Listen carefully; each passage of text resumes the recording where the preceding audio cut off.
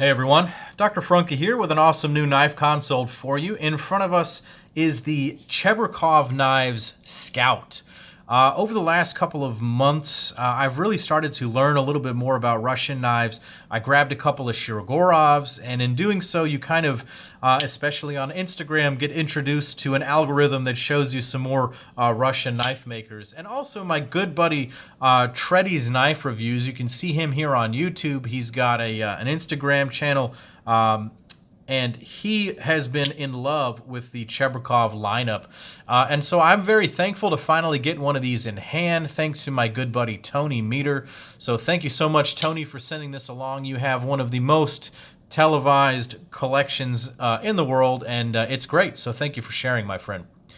This is a unique knife because this is a full custom piece, a full custom knife built by Masterskay Cheburkova.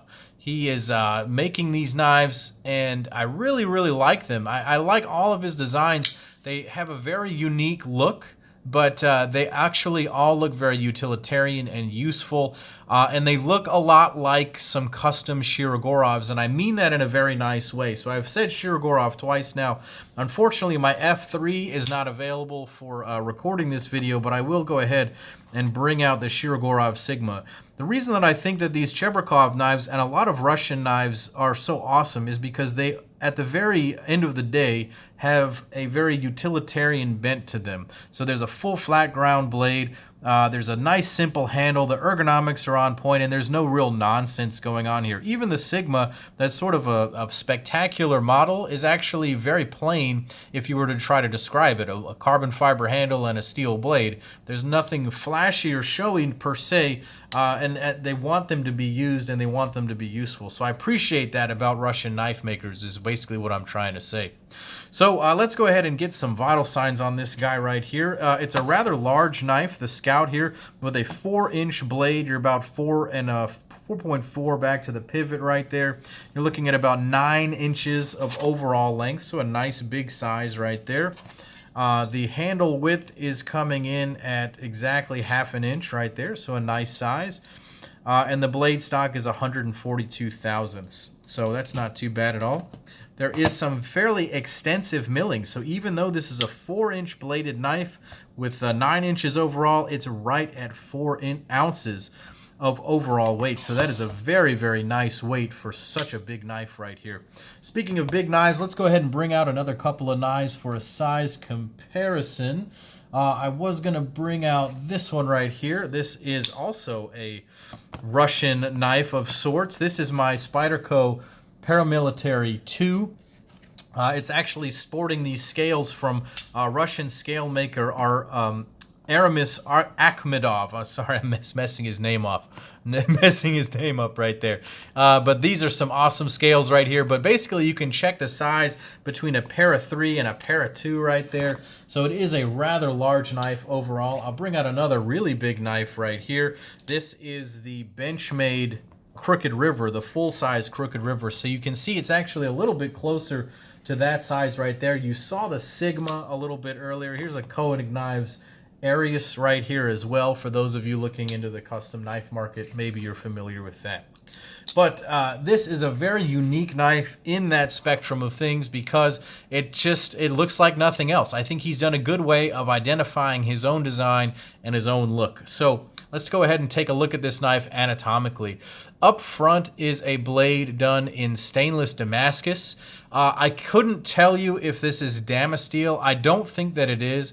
There is a Russian equivalent to Damasteel. I think it's called something like Zlatinox or something like that. So correct me if I'm wrong, sir, about the steel on here. But what I can tell you is that it is a highly polished and then very lightly etched stainless Damascus right here, and it's really pretty. On this knife, it looks really, really great. It doesn't detract from the overall look. It's not so etched that you'd be afraid to cut with it, maybe. It doesn't give it that sort of dry look. It's kind of nice. It has a really good look to it. The blade is a full flat grind. The edges here on the spine have been chamfered. It's not fully crowned, but you can feel, in fact, that it is quite well rounded right there, and so it's cool. It's quite nice. The blade itself is quite sharp, and with that full flat grind, it's an ideal slicer. I carried this a couple of times and really enjoyed actually using this knife. It is a wonderful user. Moving back here to the pivot, it runs on a ball bearing system right here, and as you can see, it's got this interesting proprietary hardware. While I'm not a huge fan of proprietary hardwares, it almost looks like this one could be manipulated with a flathead screwdriver if you're not afraid to sort of mess this up. It looks like Tony has already tried to open this one up, or maybe he has. There may be a little scrape right there, but the hardware is actually, these screws are only on the presentation side. They go through the back spacer and they hold the back scale on there. You can see that the pivot is matched on both sides with that large screw. These can actually be done, these larger ones I was actually able to do with my finger. If I jam my finger in there or even my fingernail, I can actually move that larger one, so that's nice. But these smaller ones, you might need a screwdriver. Here you can see that there is a hidden hardware Damascus clip. I don't know where this Damascus came from. I couldn't tell you if it's American or Russian. It may be Russian, like the steel. The backspacer appears to be a flame anodized titanium backspacer with a little bit of a gear pattern on there. It's got a little nice lanyard hole that's tastefully done. It looks really nice. The handle here also is a very nice slab of titanium that appears to have been very, very thoughtfully and carefully milled on the inside. Maybe you can see that on the video. I'll go ahead and bring out a light here so we can see it a little bit better. You can see that the inside is really, really extensively milled, and it's got those triangular patterns to that shows you that they, modeled these things and found out the stress patterns, and it's actually engineered quite nicely. So I really, really like that. What do I think of the knife overall? Well, I think the action is amazing. I think the ergonomics are amazing. I think the blade is amazing, and I think that it works really, really well. The clip works very, very well too. It is a 3D milled piece of Damascus, but it's got enough spring to it and it's got enough ramp to it that it actually clips very well. Honestly, this is a beautifully done custom knife. This is like a Shiro where it's premium feeling, but you know that it's made to be used. You know that every piece of this has been thought out and designed really, really nicely. I really enjoy this knife. I would love to get my hands on my own custom Cheburkov one day. Treddy, my buddy, has a couple of really amazing full custom builds. He likes the Toucan a whole lot. This guy, Cheburkov Knives, has quite a range of knives. This is not the only knife he makes. He might make 6 or 8 of them, and they're all really interesting and equally nice. This is a sort of a bare bones model almost. He does some interesting ones with Damascus inlays and other types of things, so definitely go and check his work out. You can see him on Instagram at Masterskay Cheburkova. So if you just look for Cheburkov Knives, you'll find it. I highly recommend following him. He does some spectacular work. Go over to check out my friend Treddy's YouTube channel and Instagram channel. Hopefully you follow him already.